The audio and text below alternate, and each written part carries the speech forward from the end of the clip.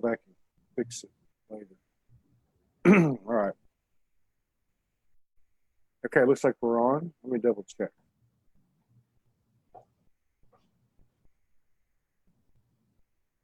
Okay. All right.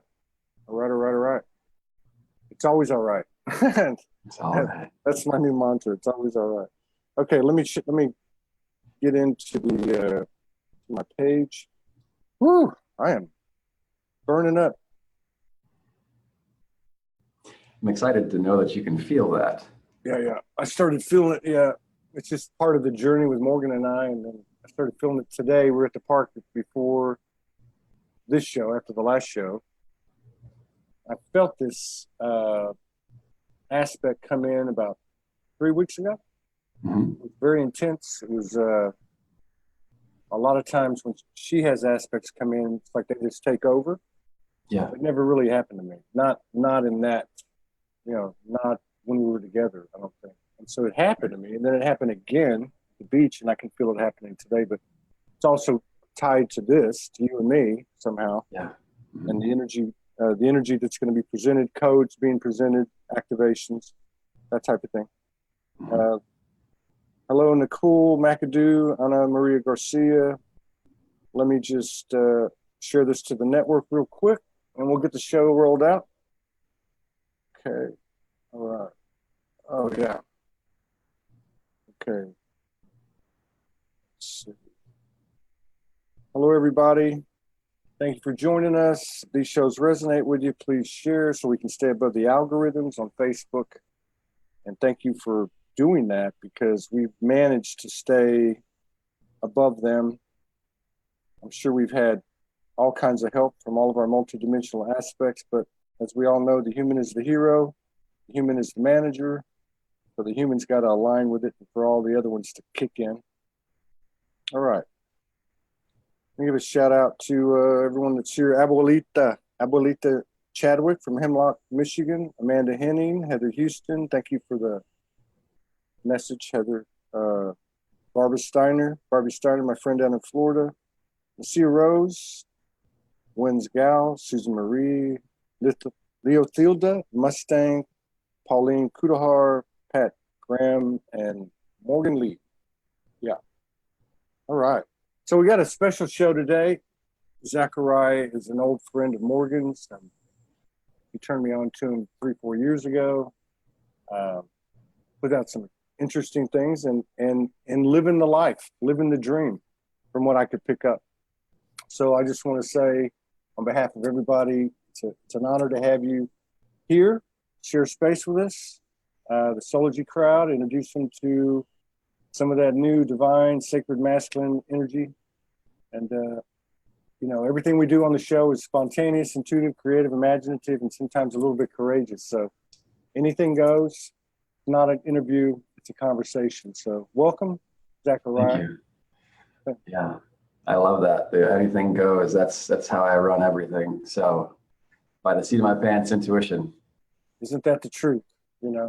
Isn't that the truth? That's why I usually say, too, at the end of the show, thank you for your continued love and support and contributions that keep us going every day by the seat of our pants, which is just a microcosm of the macro that we're all going through. There's no guarantees. It's, we're being forced into the present moment, which is exciting. Learning to be present. It's not a choice anymore. It's happening. And this whole thing with sacred masculine now stepping up and divine union, materializing in the physical, which I think you've got a beat on both of those. But before we get started, I used to ask this question all the time. 1,100 episodes. I don't do it so much, but I know you from your post and talking with Morgan over the years.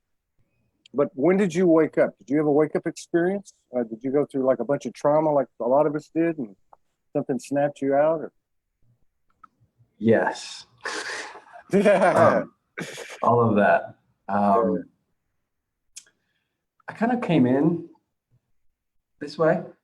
By the time I was 2, or I think I was 2, it might have been 2.5, 3. I explained to my mother all about the other side. I described angels, I described heaven, and I even described her miscarriage 1 year before she had me because it was me. And I remembered that. So I described to her, that I was given to her and then I was taken back, and I described that whole process. And then it was interesting. I said that, and then God saw that you were sad, and so sent me back to you. Wow. And then the stillborn miscarriage, she got to see its face, the fetus, and it looked almost exactly like me. So it's a trip, and it really freaked her out when I told her this at like such a young age. And then she never told me about the actual miscarriage until I was in junior high. And by then I had gone through the process of, in many ways falling asleep and then coming back awake again. Yeah. So that's pretty wild from a 2 or 3 year old. I'm surprised she didn't call the Dalai Lama and said, the next Buddha, I just found him. So I after that, I could always see energy, and I didn't know that other people couldn't. I always knew about things and knew of things that there was no reason for me to know. And then the experience that really like snapped me back awake, like the starter point for it, was my mother had gotten her Reiki master certification, and she was really committed to it. It was just, her soul was in it. And so her energy was in it. And so it wasn't just the modality, it was who she was being. Yeah. And she gave me my first 2 Reiki attunements, and immediately my intuition started to wake up again. So I started to play games with myself, probably like 50 to 100 times a day. I would ask questions that I could get very definite answers to in the experiential world. Like, do I go left or go right for this particular result? Or yes, no questions. And that was every day for years. In my 9th grade, I became a Reiki master myself. And then by high school, I was able to communicate with the other side. I could see and speak with ghosts, people who hadn't fully crossed over, or echoes of energies, could really begin to play with all the etheric experiences, everything that's always around us. I could begin to interact with it directly. And that was a trip. I bet it was. I can kind of picture that and then look at my own situation a few years ago. But what comes up with me, so you had this happening so early. And then, of course, being masculine, because you see a lot of feminines have done this. They talk about it. But what was it like getting through to the other side at that early age and finding that that balance beyond the contrast between dark and light, or good and evil, or whatever the case, the boogeyman and the angels? Right. At that time, because I hadn't fully I was well into the psychic realm, but I wasn't necessarily in direct contact with my soul as clearly yet. So I hadn't risen that high in my own connections and vibration, my attunement. So there was still a lot of contrast, a lot of dark and light. I remember interacting directly with things that people would consider to be demons. Yeah. From that level of understanding in mind, and learning to find my footing and my power and my boundaries. Yeah. And I had another attunement from my mother through another modality called the reconnection in high school. And that was a whole nother octave up. And from there, I really started to be able to contact spirit, like the angelic realms or the higher knowledge directly. And from there, I just started to understand experientially that everything was one, that the contrast of what we see in the realms doesn't mean that we're separate from it, that these beings are just aspects of ourselves, and that they're innocent. And the more I began to live that way, the more what used to feel like a spiritual war between the dark and the light became me being aligned and in compassion, being with the disowned aspects of my very self, regardless of whether that appeared to be outside of myself in another human or in an energy or a consciousness or a force. It was like, how much responsibility for this can I take as being me? Yeah. That's the I am dialogue right there. Yeah. It really is. Yeah. Yeah. Because I know for me, it took me about 3.5 to 4 years, because I didn't start so early. It was the same kind of thing. I had it, never knew what about it, but it was about 3.5 years into it of dealing with what people would call demons, seeing the angels, the whole 9 yards, and then finally getting to the point where I could pull them both into the center. Yeah.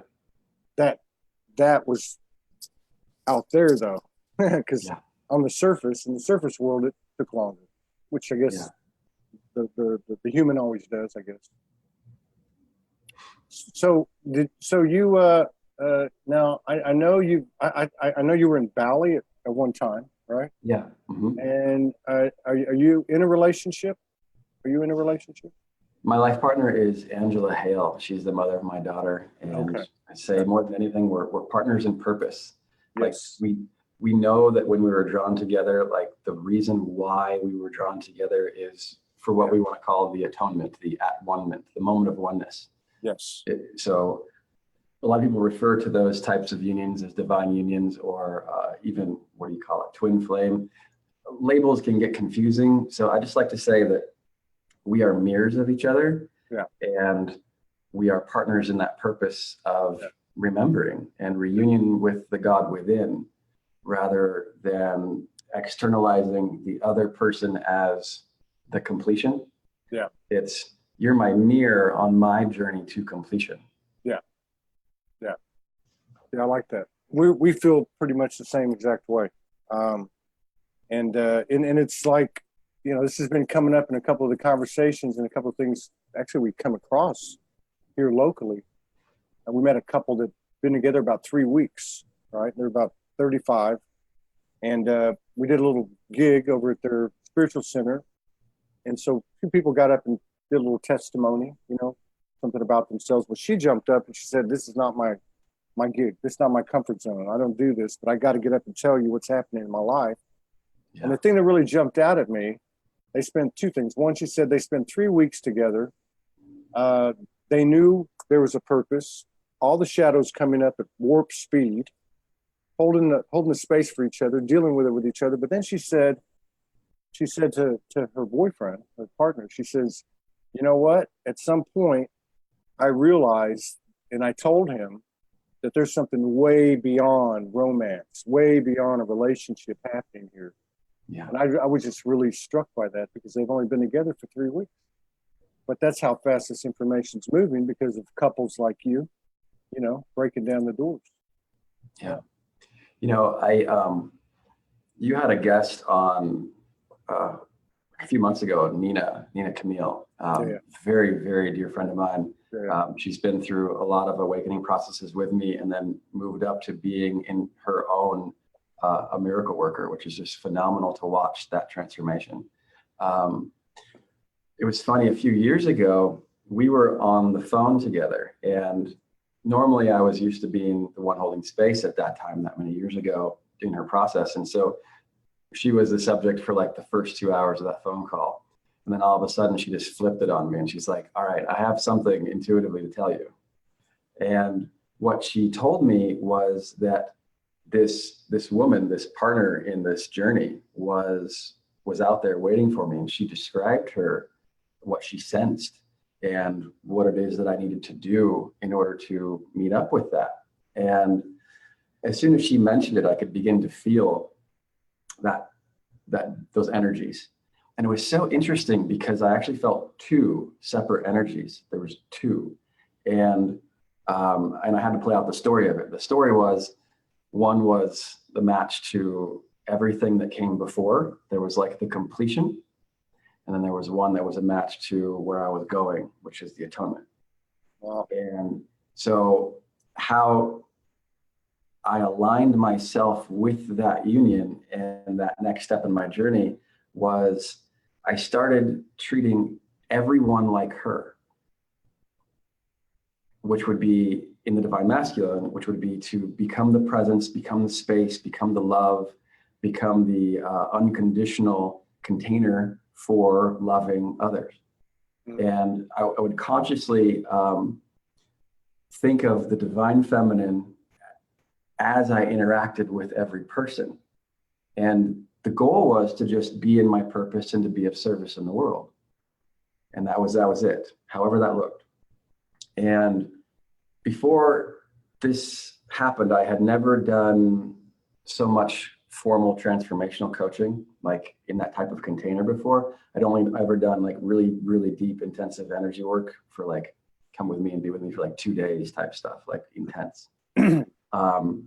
And within 30 days of making that commitment of treating everyone like her, like the capital H her, like divine feminine. Yeah. I had like 35 people just show up and want sessions, just like out of nowhere. Everybody wanted to be in that healing space. And they just, it was a cascade of them. And it just became so clear, okay, this is the direction I'm to go with my purpose. Yeah. Through that, I met the person that was the completion. That was a very emotionally intense experience because, you know, there was something like 30-something thousand years of karma between me and her.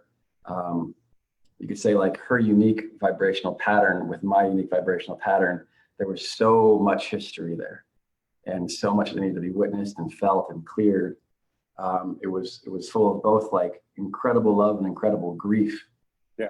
And there was a letting go that happened. And the very day I let go and communicated that,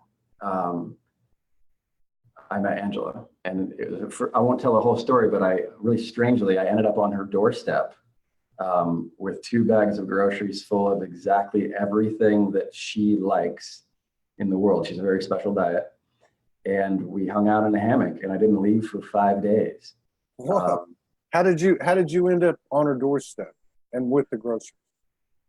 It was, I was up at a client's house way up in Northern California. I was in the Redwoods, and I just knew I needed to be in the Bay Area the next day. A few days before that, I had looked at someone's Facebook post about a benefit concert they were having. It just happened to be like a half an hour away from me for Standing Rock. And I just happened to scroll through who was going to attend. I had the intuition to do that. And there was one person that stuck out. So I clicked on her profile and I started reading just this woman pouring out her heart, like really authentic and present and attuned.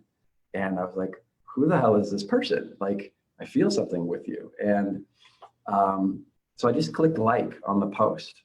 That's it. But I did so with a message in my heart. And I knew that if she was attuned enough, she could feel the vividness of that message and would respond. And her experience of that was she felt it. Out of like 300 and something likes on the post, she felt that one. She contacted our mutual friend. She's like, who is this person? I feel like I know him. And then all she did was a comment on one of my pouring my heart out type posts. And we tried to meet up, and that didn't work out. And then the day that I had said goodbye to that karma completion and knew I was supposed to be in the Bay Area, she messaged me and she's like, hey, are you bopping around the Bay tonight? And I'm like, I actually am coming to the Bay. And I had scrolled through probably 100 friends on Facebook of mine that like I care about, thinking, who am I supposed to see in the Bay? Because I know I'm supposed to be there. And none of them were the thing. So I just couldn't even bring myself to message any of them. I'm just thinking I'm just going to be driving to the Bay and maybe get in a hotel. Like, who knows why Spirit wants you to be there, right? Right. And she asks, are you going to be down? And I said, yeah, but I don't know what I'm doing yet. And she says, well, do you want to put on some sleeping bag onesies and get to know each other in a hammock? And I said yes. And I asked her if she wanted me to bring anything. And she said no, because she assumed that I could never handle like the complexities of her diet and what she was eating for her gut health. So So I just went to Whole Foods and ended up with like $250 worth of food. Everything was exactly the things that are the things that she likes the most, except for these rice wafers. And I remember like pulling them off the shelf, and my intuition was like, no, not that. And I literally in the store looked up and I said, these are for me. So I knew within the first 5 minutes. Yeah. What did now, did you talk on the phone before you got there? Or was this all message? No. So Never heard her voice. What was it like hearing the voice? Was that an activator to hear the voice? It was as soon as I touched her. Yeah. Yeah. Because as soon as we hugged, I could just feel it. I knew. Yeah. And I waited. I waited for a little while to act on any of that, to make any of that communication clear. What, like 10 minutes or yeah. 10 minutes? Oh, it's funny that you say this, because I never put this together, but something similar happened to me. There was not a romantic thing going on, but there was something that shifted big time the day I met Morgan. And it ended up spinning me out, and I ended up in the fetal position, bawling my eyes out, calling in Kuan Yin, doing whatever I could to try to work this out. And then 3:33 in the morning, my time, I had messaged her about Soulogy or something. I was just actually trying to get to know her. And she had answered. And I said, I got to talk to you now, and she knew. So very, very interesting that you said that. I think in some of the twin flame commentary, they talk about a certain flame. Like, I think they even term it as twin flame, but it's more like a Kali energy that pulls all this stuff up like you described. Yeah. And then there's another, I've heard people talk about that. Vera Ingeborg and Augusti Sali, they talk about that. Yeah. But that's interesting. Yeah. So now, how long ago was that? How long ago did y'all come together? It was right before Trump was elected. That would have been 2016, right? 2016, 17, 18, 19. So it would have been like 2015. That's about when November 2015. Yeah. November? Yeah, because it was like literally the day after we met was the election. Yeah. Wow. Yeah. Wow. So, and what's it been like navigating this transition for that long with a partner like that? Revealing. It's interesting. Like, I feel like I had come so far as a being, which is true, but me coming from this direction, I hadn't integrated like my bodily reality. I hadn't integrated the feminine. And for years, I had been praying to integrate the feminine. Like, I wanted to know all of her. I wanted to experience all of her. And I understand that that's required for the atonement. It's the parts that aren't integrated need to be witnessed and viewed and accepted and bead with and moved through. And I had no idea what I was in for. Having been so connected from the top down, it was so easy for me to spiritually bypass things. Yes. Resonates big time. Yeah. I was, I don't know, 2015. So I was 3.5, 4 years into Soulogy. I am soul. I'm not my ego. I'm not a human being. I'm a soul. And then I meet this woman who uses this word embody. And she kept telling me nothing is real until you embody it. You can have all this stuff out here, but until you embody. And I thought, what the hell? 2 years I asked her, what the hell does that mean? Can you explain it to me again? And I couldn't get it. But that's a. Now, did she help you to realize that? Immensely. Yeah. I mean, she coming from the other direction. Yeah. Her coming from the feminine up and us overlapping in so many ways, but me never quite getting down to where she exists and is grounded in, and me not, or her not having, connected to the higher realms in the same way, to the same clarity. And so for us to be blending that, is our journey. And it's really been amazing, like as a journey inside of myself, to understand like the projections I had on to a partner, or the idea of a partner, having not integrated the body fully, was before almost like something out there that I would need to be in union with her in order to be complete. Yeah. And that there's a searching to that I see men and women so embroiled in, almost completely blinded by. Yeah. And it's been so interesting, painful, and beautiful, the whole process, to begin to see that this is just my mirror. This person isn't mine. They're not for me. They're not here to complete me. None of those things. What they do is they hold vibrations that I don't yet integrate, haven't yet. And I do that for her. And we go through a process of sharing those things and also mirroring all the things that are both good and out of alignment. Yeah. So that we can't ignore them. They finally get seen and felt and healed. Yeah. How do you handle being out of alignment with her? Or how do you all handle? It's been a really, I would say this, by junior high, I had complex PTSD. Yeah. Just from being incredibly sensitive. Yeah. So that and everything that was in my lineage, and then the more I opened everything that was in the field, like I experienced as me. And so one of the most difficult and beautiful things about my partnership with Angela, and then now having an unplanned daughter who's amazing, is that it brought up and continues to bring up every little bit of trauma that I've ever stored away for thousands of years. Yeah. And that's the single most difficult and also the single most important journey that I've ever taken. Yeah. And for me as a space holder, maybe we can talk about this more, in a while.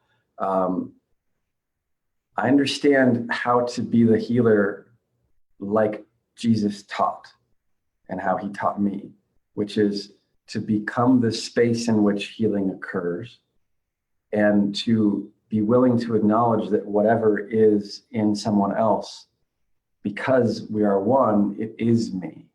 Yeah. And so their pain is my pain. Yeah. And to then bring that to the inner truth inside, some people call that God, and then give it away in grace, and then have it dissolve. And in that process requires true compassion. And compassion is the ability to stand in complete peace and alignment, knowing all is well, knowing the truth is grace, is God, at the same time as also feeling everything that the other person is feeling as myself, and to own it as me. That if there's, so to speak, a sin, a missing the mark, an incoherent vibration or thought, that because if I can witness it, it's me. Yeah. It's in me, and to own it like that. So until I have faced every single one of my darkest spots, and every place where I would react with anxiety or a traumatic response or pull away or shut down, until I can meet all of those things in that same peace and that same compassion, I won't be able to meet their mirrors out in the world. So I won't be able to serve as the place of healing for all of the essence of that same disharmonies or false beliefs or pain points that are in the world, or in people, or the clients, or just the universe.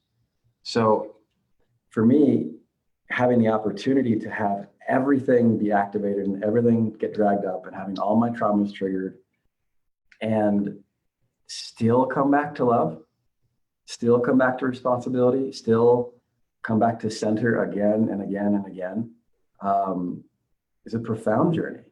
And while our relationship has changed in so many ways over time, what's true for us now is that we love each other more unconditionally and without the structure of ownership or, you know, the vast misunderstandings of labels and all of those things that come with it. We're just two people who fucking love each other unconditionally and want to be in this healing and this remembering of who we are until we're there. Yeah. Yeah. Yeah. Yes. Yeah. I think I just couldn't have been the last 2 months. I think finally cleared PTSD. Yeah. You know, Wow. and yeah, you're right. The revelations come. Thank God they're not as painful as they were. At least they're not as frequent. But it's yeah, the way you describe it. I mean, it's nice. It's what I ordered, though. You know, if I look at it from my perspective, this is what I ordered. Right. We're sitting outside talking last night. She said, "I am your divine feminine." Period. That's it. You're looking at you. You know, I mean, you know where I'm going with that. Yeah. But yeah. It's so, and then we've gotten to the point, mostly with her direction, which is when it's okay to be out of alignment. It's all right to be out of alignment. I'm out of alignment a couple of days ago, and I go walk for 10 miles. Cried, bitched, moaned, screamed, but I did it all for one of the first times without projecting at all. Yeah.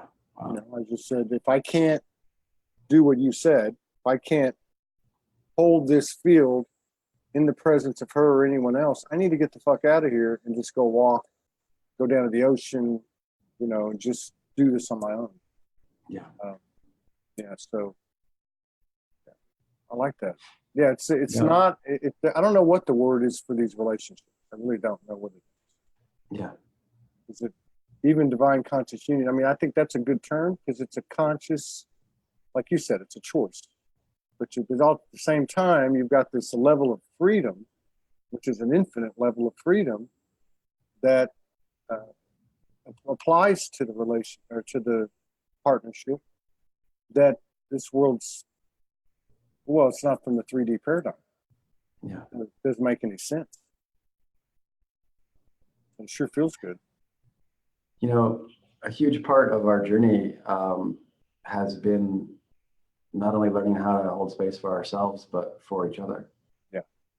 And washing away so much of the shame associated with, like you said, being out of alignment, Yeah. or being in fear, or having a traumatic trigger that, for instance, for me, might look like a freeze response, which being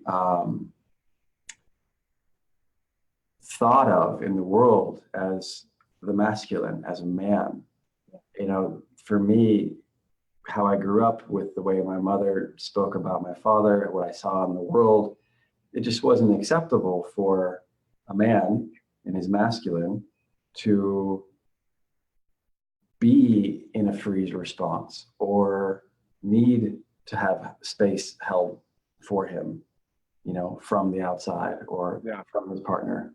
And so it's been a really big journey for us to dissolve the shame associated with being a man in our culture. Yeah. That's a big one. Yeah. Yeah. I used to say on some of the shows, you know, when we were just getting to this topic, the topic of, you know, where's the divine, where's the masculine? You know, when you guys coming, you know, and I'm like, you know, a woman can walk into you know, a fitness center locker room and there'll be 10 women in there she doesn't really know personally. And she can say, oh my God, I'm going through some shit with my boyfriend or my husband. And they're all there to support her. You know what I mean? But we can't walk into a locker room and say, hey guys, I'm having a hell of a time with my lady, you know? we can't show that. We couldn't anyway. You know what I mean? I mean, think about that. You get laughed at, you know. Yeah. You get laughed at. We called pussy whip. We called, you know, all kinds of names. It's been profoundly, I think, isolating for men to having grown up in this culture. You know, not just our culture, but like world culture. Yeah. Profoundly isolating. And this rejection of the feminine in men, whether people know they're doing it or not, is exactly what keeps them out of their true divine masculine power. Yeah. I wonder if we could do something. You know, when we first got on, you could feel the energy that was coming through for this call. Absolutely. I wonder if you'd be open to me leading us and then the whole audience into just a grounding and then an opening to let the rest of this come through. Yeah. Okay. I'm always open. Awesome. So wherever you are, whatever medium you're watching this on, just close your eyes, take a deep breath in, and let it out.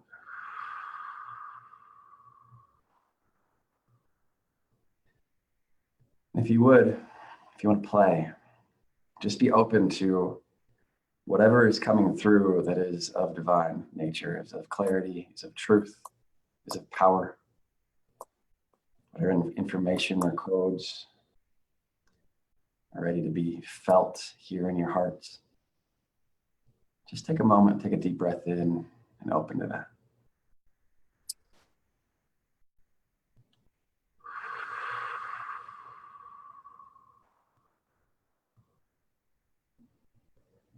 As you breathe, see if you notice anything stirring within you, in your body. See if you can let go of any of your tension. And if you're willing for the next however long we're doing this to be a time of your very own peace and healing.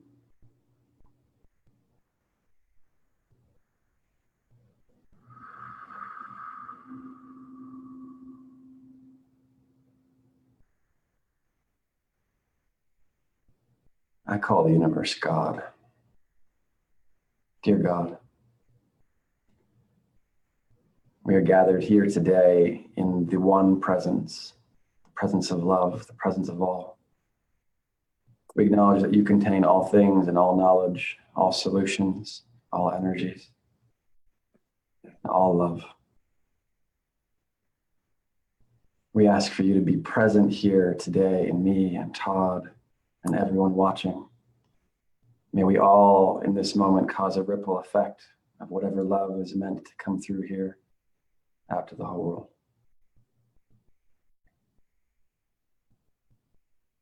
Deep breath in. And so it is. So it is. So it is. Thank you. Yeah. So, yeah, I had something come in, and then I had something come in again about 5 minutes ago. Yeah. And then when you started that, I saw your higher self, which is not uncommon for me to see when I do these shows, but this one came in. Like I said before the show, whatever was coming in, it had to do with some stuff that is happening with me and on the journey with Morgan. But I knew it also had something to do with us, or with whatever this is, the vortex that we're all creating here, everybody that's here. I saw your higher self. Looked like there was like some type of cap on his head with three pyramids. Okay, there was three pyramids, and at the top of each pyramid there was like a jingle bell, you know. And then everything went into I would say like a flower of life, but with the core component, the core symbol not being a circle. They were triangular, and it just exploded into this golden, like a golden, translucent, golden white, sacred geometric. Like it was like a birth, basically. Yeah. What I saw. Wow. Thank you for letting me share that. Yeah, thank you for sharing. Yeah, that was pretty fucking cool. Actually. You know what I'd like to talk about? It was a transition because you mentioned something about how women have been speaking about wanting men to rise. Yeah. And so I want to touch on what can be a charged and controversial subject about that, and do so very directly about my feelings, my experience, what I know in my heart to be true. Yeah. The masculine and feminine, some people could say it as the witness and that which is witnessed. The yin and yang, we're saying like there is a point of origin. There is the central sun. There is the center that is the place where the light is emitted and the light returns. And when you divide the masculine and feminine from oneness into its two parts, you've got oneness, you've got the whole, and then you've got masculine and feminine, you get duality, you get black, white, you get good, bad, you get all those things. Well, the most fundamental division there that I can find to describe them is that one is the emitter of light and then witnesses it. So we have the Father, the one who gives the energy, and then witnesses the energy. Now the energy is her. That's the feminine. So the dance, the actual thing that is witnessed, all of life, our bodies, everything that could be considered to be a thing is all fundamentally her. It is the vibration of the medium. So she is that which is witnessed. And then everything comes like Russian dolls out of that. There's different levels. Then you'd say the mind is masculine, even though it is emergent from the patterns of energy that is her. While looking through the mind, it becomes a masculine apparatus for the witness to choose where to place its energy and its attention, whether to open or to close. And so he then bears witness through her into the mind, and then through the mind, once again, interprets what he sees and creates a story from it. And so she then becomes the story. She is the dance. He is the witness of the dance. So there's no gender in that, obviously. And the thing that's most important to understand is that our entire universe is conceived in perfect balance. There can never be more masculine than feminine. Yeah. There can be no more of the energy that is put out to be witnessed than there is energy that is her. And there can be no more energy witnessed than is available to be witnessed. Yes. So the amount of masculine and amount of feminine, they're always equal. Yeah. They're always the two sides to the same coin. They cannot be separated. It's just like looking at one side of a coin could be painted black and the other side is painted white, but it's still the same coin. Yeah. And so how that starts to get confused when it comes to human relationships is that those who often balance more towards identification with the feminine and like to think like that. So they want to be cherished, they want to be taken care of, they want to be witnessed and held, and they also want to be the birthplace for creations. So oftentimes that's women, right? So women taking on this feminine side of the coin, and men taking on the masculine side of the coin. But depending on their level of openness or awakening or integration, they're only ever going to meet the exact same level of the masculine or feminine or clarified nature of those to what they are. So a woman who has not, or someone who's balancing towards the feminine in their expression, I'll just, for the sake of conversation, I want to call that a woman for this call. Yeah. So a woman who is looking for the divine masculine in a man, saying, where is the man? Where's the man? Where are they? And they want them to rise, and they're mad at them for not rising yet. If we ask the question, why are they even asking that? The most difficult to face answer is because they do not trust their own access to the masculine. Yeah. And that's in God. That's the true masculine doesn't have a form. It is the formless. It is the witness, but it is also the source of all things. Anything that we would ever pray for and receive the answer to would come from the witness as they emit energy, from the masculine. That's their container. And the hardest thing to explain then is, because it's a hard thing to take responsibility for, is that anyone looking for the masculine outside of themselves, if they're looking for him to become their masculine, to hold them, to hold their space, and they haven't found it in God first, from within first, they don't trust that they'll have all of their needs met first, they will meet a match in the masculine, someone who balances towards the masculine in their expression, who is a match to their lack of the masculine. Yeah. And so no matter how much women thrash around in that and judge men for being where they're at by not being what they think that they should be, those women, as long as they are in that state and have not turned towards God directly, will never get a mirror in the physical that would meet up to what it is that they want, because they have to find it within first. And so devotion to God becomes the only thing that makes any sense. Devotion being, I'm going to give my undivided attention and energy to. I'm not going to be present with. I'm not going to seek this from a man. I'm going to seek it from within. And then I'm going to find my partner in everything that I do and everywhere that I go. And every pair of eyes that I meet, I'm going to trust that God is behind them, that I'm always taken care of, that all of my needs are met. And that would apply for anybody in a human body, because the human body is feminine. This is a feminine experience. The body needs to receive energy and love and care and attention and resources and shelter. It's receptive. And so receptive is feminine.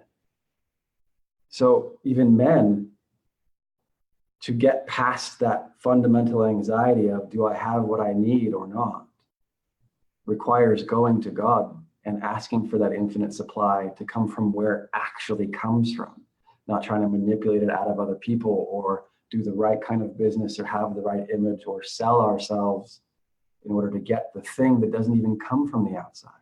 It comes from God directly. Yeah. So all people could understand that, we'd be in great shape. Yeah. Yeah, that's, I like that description.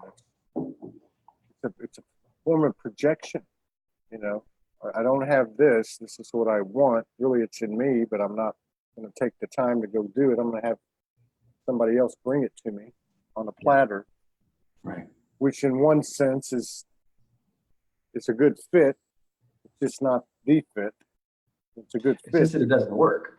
No, it's not going to work. But I mean, it's going to sit there or reoccur until whoever it is figures it out. Yeah. And we only have two paths forward with that, as far as I can see, is that either those who, when in their feminine experience of needing to receive, whatever that looks like, either for men and women, either they are going to shame the masculine and judge and be afraid so much that their perceived sources of the things that they need are crushed under the weight of their shame and guilt and everything else. Yeah. Or will no longer play with them at all, so that they're left alone. In either case, they're left alone. Yeah. And then they are forced from that place to seek it from God. And that's like the most beautiful thing about people who have like a dark night of the soul or that hit bottom. Man, hitting bottom is the best thing that ever happened to most people, because it's some of the only time that they ever let go of their resistance completely Yeah. and begin to go to the actual source. Yeah. So Surrender that's to the one way. surrender to the embrace. Yeah. So that's one way, is that either we crush the masculine, which we've been trying that for a long time, and it's working. You know, I mean, there's so much experience of him having been shrunken down that those who relate with her is like, where is he at? Yeah. So now the women are being called to finally step into their own balance of power, meaning their action, their self-responsibility. They're truly owning that they can do any fucking thing in the world. There's no government, there's no leader, there's no Trump, there's no nothing that can stand in the way of a woman who's actually in her power. And so can we acknowledge that it has been a shit show of a road for her, you know, getting back to her power? Yeah, because it's been a shit show, because we as a collective had denied the feminine. Yeah. But now it's time to acknowledge nothing can stand in her way. Nothing. Yeah. Nothing. Yeah. The other way is that she just chooses that. Yeah. She chooses not to put the projections onto the masculine and goes and finds it from within. And then she will be met by him. Yeah. And that, if that dynamic happens, then the women will actually be able to hold the space for the men to move through their shame. Exactly. And they'll get them back in their bodies, because that's what's keeping them out of their bodies, is the shame. Yeah. Yeah. Exactly.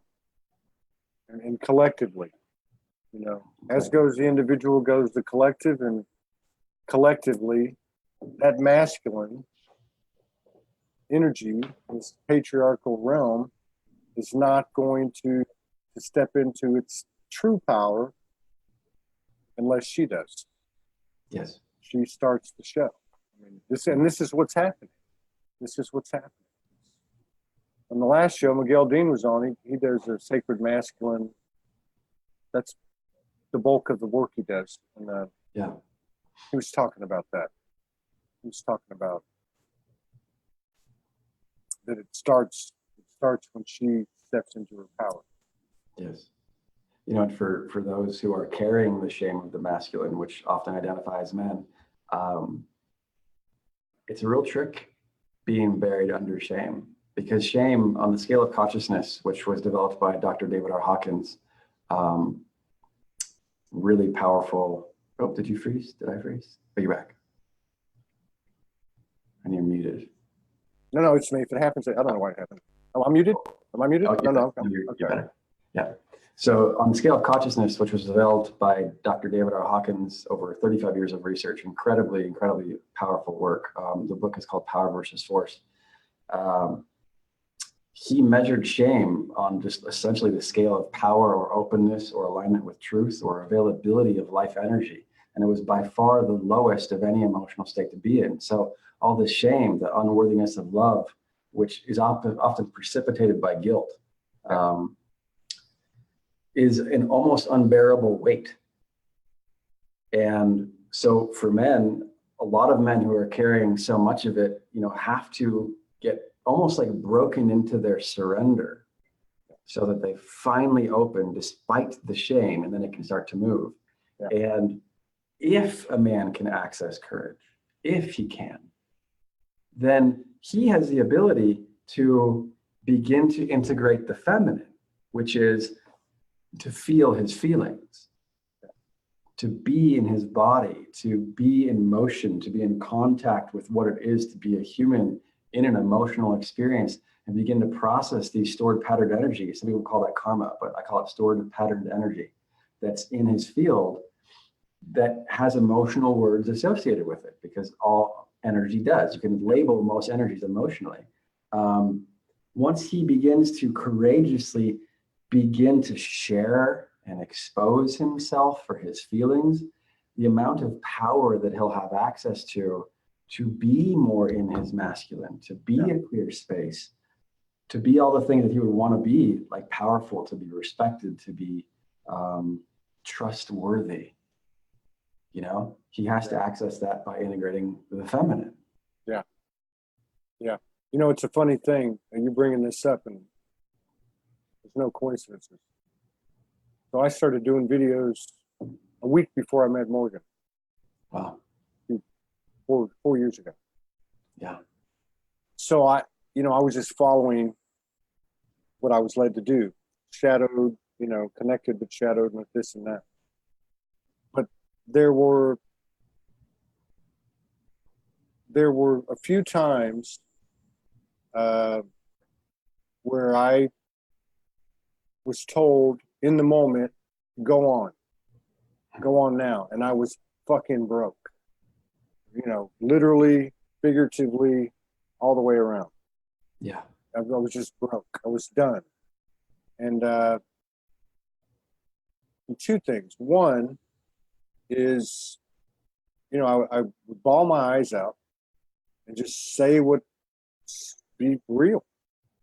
Confused, all the different aspects coming in, but just laying it out there. Yeah. A lot of people thought they knew what was happening. A lot of people thought something was wrong with me, which I guess it could have easily been understood that way. And I'm not saying this to talk about myself. I'm saying this because of what you're saying. Yeah. When I came out of, well, first of all, those particular videos, and we're talking 3,000 plus videos, I would bet you that if there were several of those, all 6, 7, 8 of them picked up the most engagement, the most minutes watched, or however you want to measure it. Yeah. But for me, they empowered me. Now, I didn't feel empowered after it was over or while it was happening, but over the next 2 or 3 days, a surge erupted in me. And this is why I bring it up, because that's what you're talking about.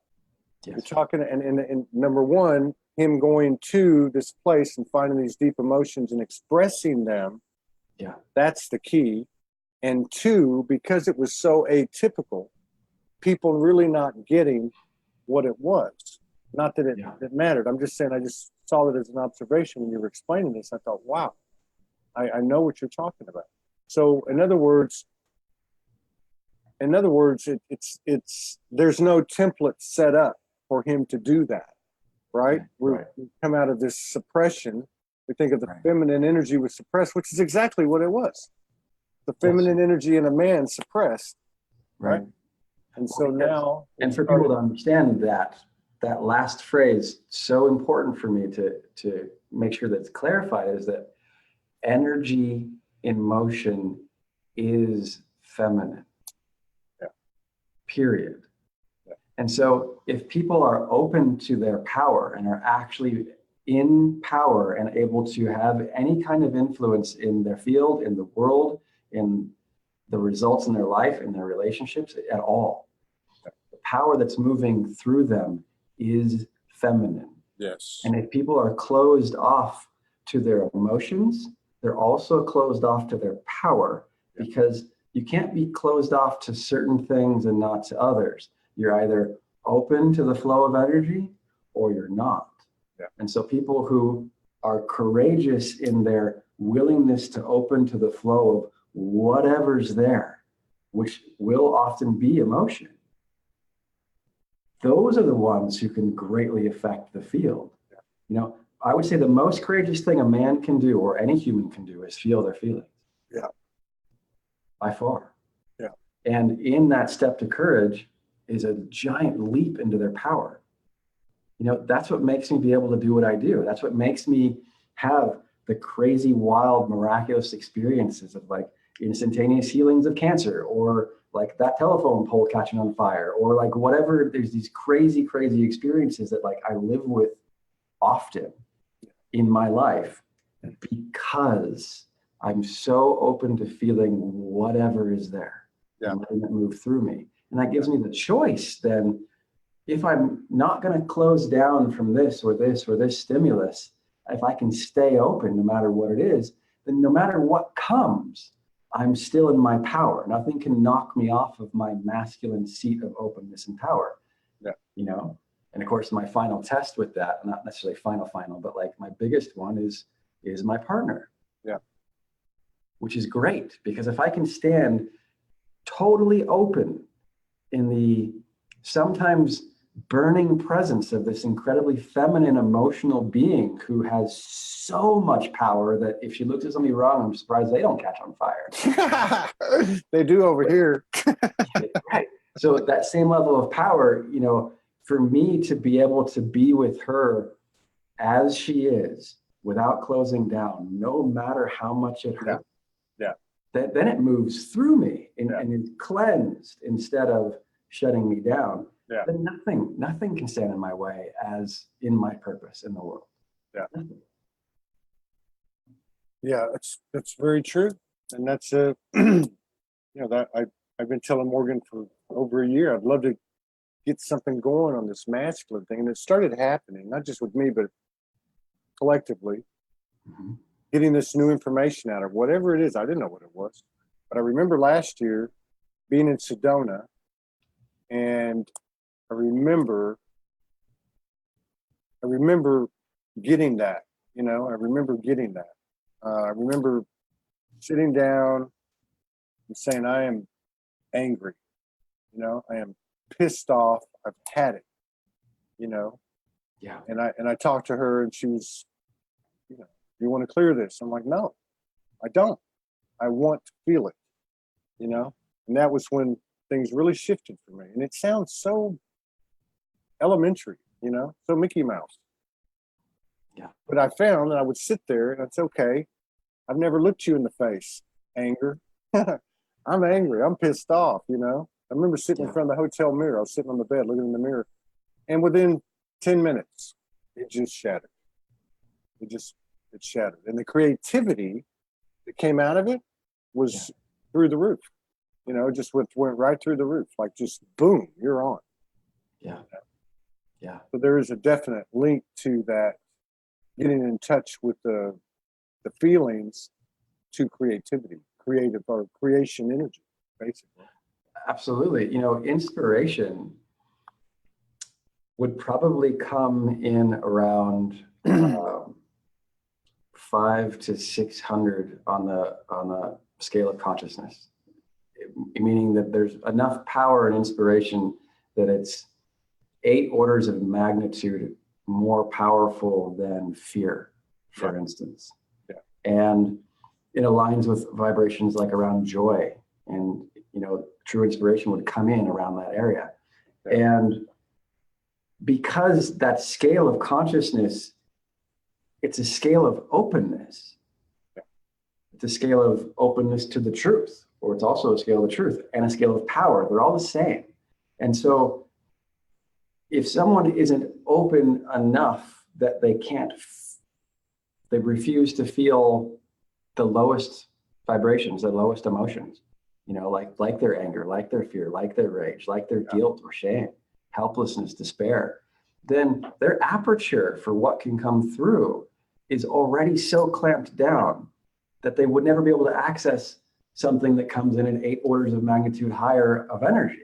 You know, so they have to be willing to feel this and open and open and open and feel that and feel that and feel that, so that these bigger, more powerful things that we actually want can come through. So it's constricted. And that to me sums up the masculine. And I know we're talking all souls, but that masculine energy that we were conditioned and brought up in, so constricted. You know, every muscle was constricted. The blood flow was constricted. The brain was constricted. Everything was wound up. Right. And that's what, for me anyway, that's been a big deal. I've always been open. I've always known that was the basis of my growth, even before I ever woke up. But there's something about the feminine energy that I don't know. It's both an openness, but it's also an allowance. You know, I guess that's the holding the space, but the allowance for the margin of error. I got this image the other day, and it was like 0 point is not a little dot. It's like this space, and you can you know, variate within that space. You can have little fluctuations, and you're not out, you know, or over or under.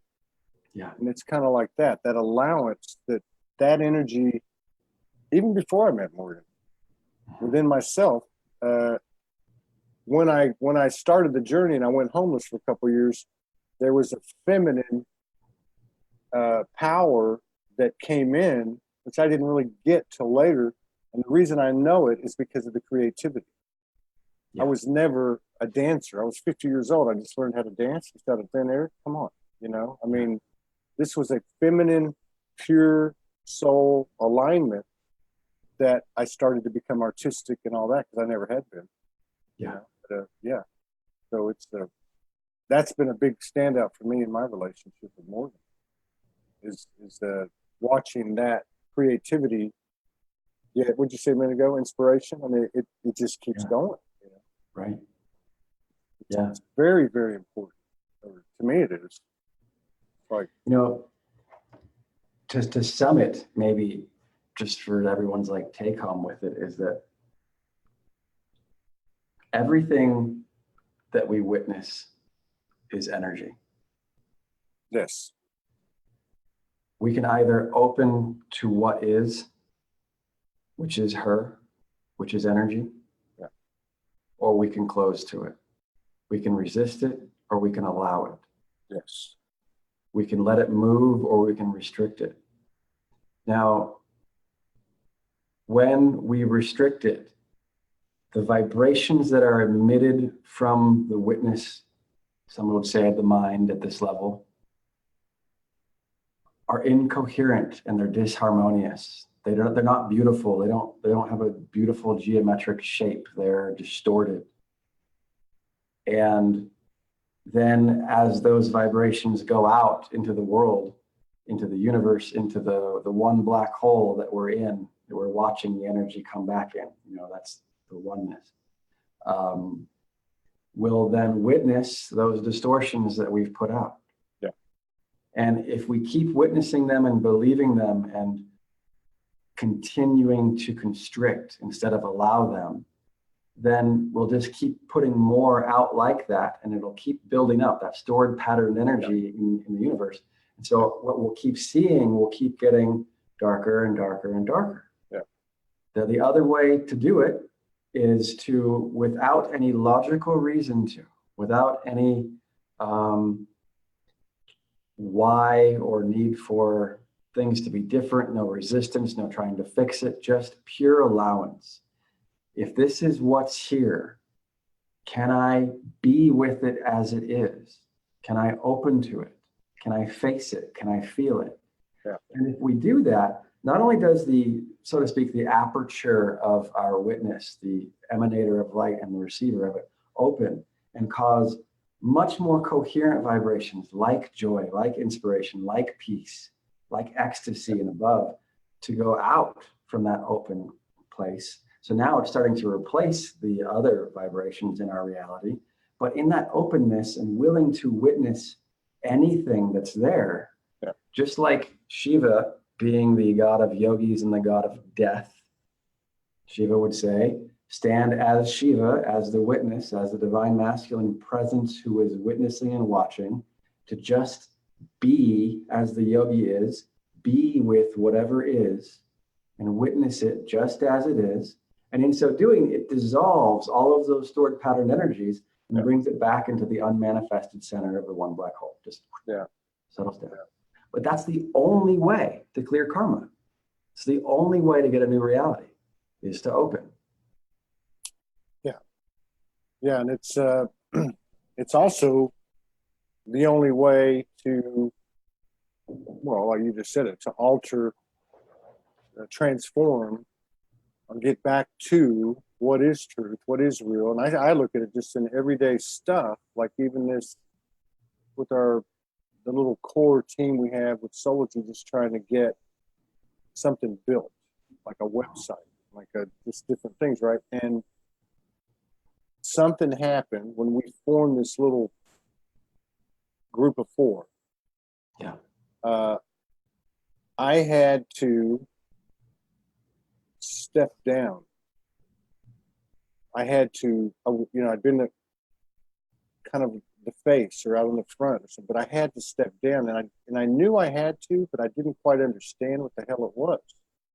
But I understand now, because that creative energy, like that you described, that it's all the feminine, it can't be blocked. It can't be constricted, controlled, contained, framed up with straight lines. You know, it's not like that. No. It's not even gray. It's not even a line. There's no lines. Yeah. It's just this formless. Like you said, it's just the formless. And in order for it to actually manifest and materialize things, I understood later over the, it's been okay now, like 5 or 6, 7 weeks, and I've accepted it. And I've had these. But my point is it has to be allowed. Yes. And because we come from this other thing where it's like, okay, if you do this, you get that. If you do this, you get that. You go to work for 4 hours, you get a paycheck. But here, it's not. It's like, allow this to happen. Allow this from your heart.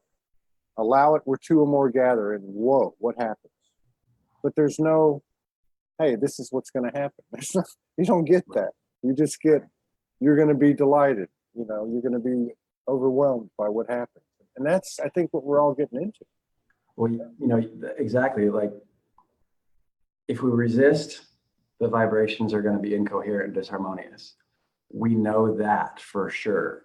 If we try and shut something down and resist it, like if you ever tell a woman to calm down, this is kind of like a joke, but serious at the same time. Never in the history of the world has a woman ever calmed down by being told to calm down. Right. If you resist any expression of energy and put defenses up against it in any way or try to control it, that stored patterned energy gets deformed. It starts to become even more incoherent. It starts to build up those negative patterns within it. On the flip side, in the radical opening of being the space, or the Course in Miracles would say, lesson, I don't remember which lesson, it says, in my defenselessness does my safety lie. Yeah.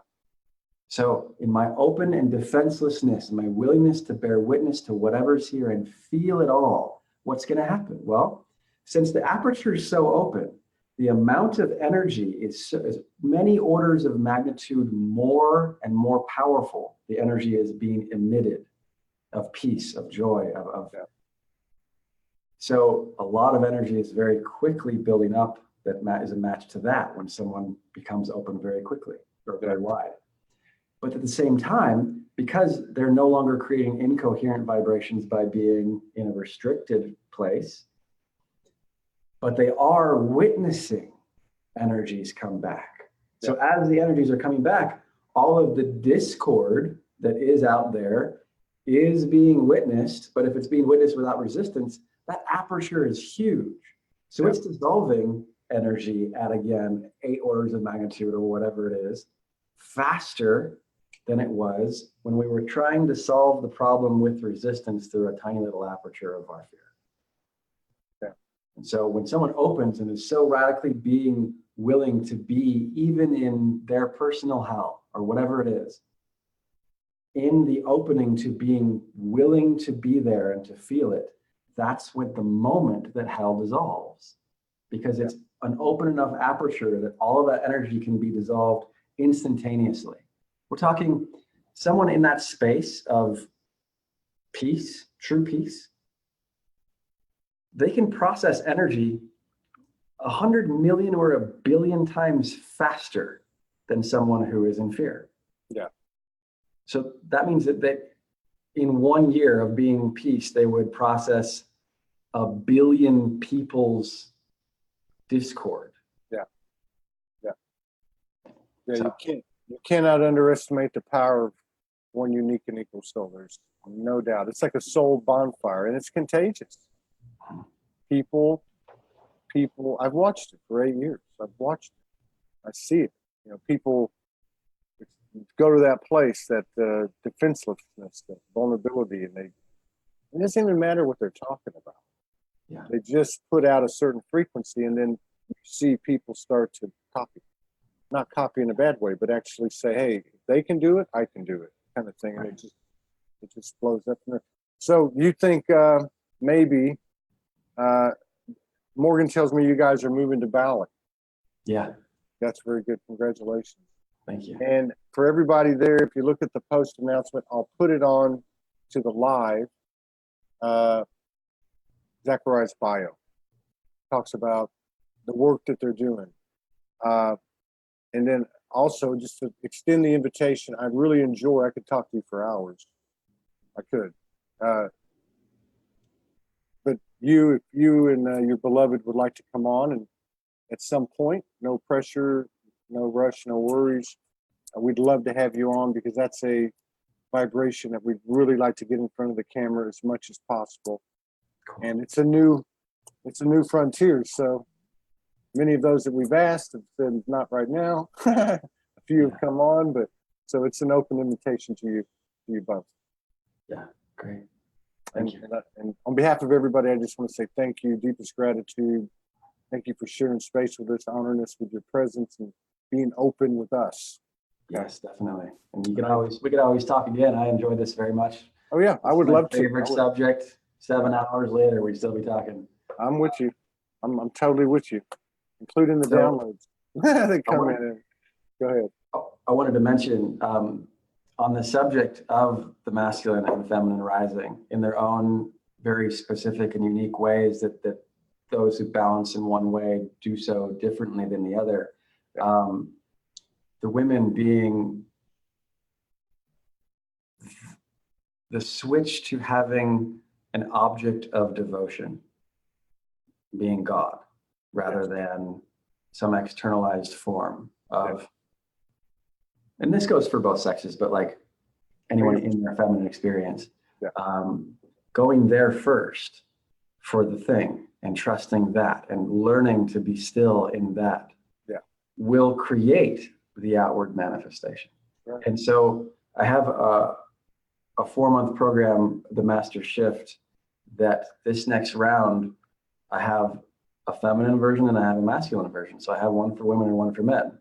And the one for women is just called simply devotion, because the premise, what we're going to be working with, is those who are so ready to just completely expand into the container that's the actual container, the God container, to be held by God, to be in direct communication with that, to begin to evoke miracles through that relationship, and then to begin to see that their partner is everyone and everywhere, and to live in that miraculous way.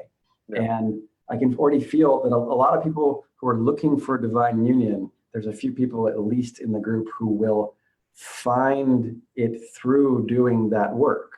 Because once they go to their real source, then their mirror can appear that is a match to that. That's right. For the men, I called the program, and I'm co-facilitating this one with an amazing woman. Her name's Sydney Culver. She can reach into the heart of a man and just like with gentleness, but like surgical precision, take whatever's there and bring it out and then show it to him, you know?